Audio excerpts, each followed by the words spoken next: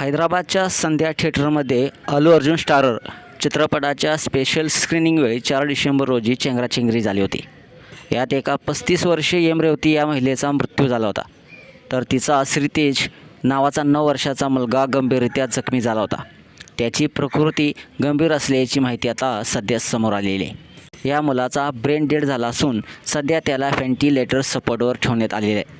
त्याच्यावर उपचार करणाऱ्या हॉस्पिटलने मंगळवारी जारी केलेल्या हेल्थ अपडेटमध्ये म्हटलं आहे की श्रीतेज मुलावर लहान मुलांच्या अतिदक्षता विभागात उपचार सुरू आहेत. त्याला ऑक्सिजन सपोर्ट द्यावा लागतो आहे. त्याचा ताप कमी होत आहे. त्याचे महत्त्वाचे पॅरामीटर्स देखील स्थिर आहेत.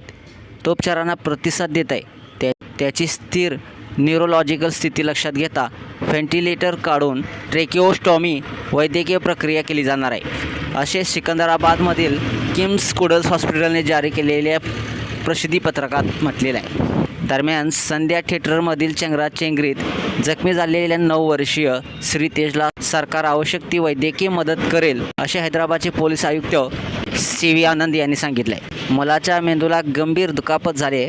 त्याला बरे होण्यासाठी बराच वेळ लागू शकतो. किम्स हॉस्पिटलमधील डॉक्टरांची टीम मुलाच्या प्रकृतीकडे लक्ष ठेवून आहे, असे देखील आनंद यांनी म्हटलं आहे. या दुर्दैवी घटनेनंतर श्रीतेजच्या प्रकृतीबद्दल आम्ही खूप चिंतित आहोत.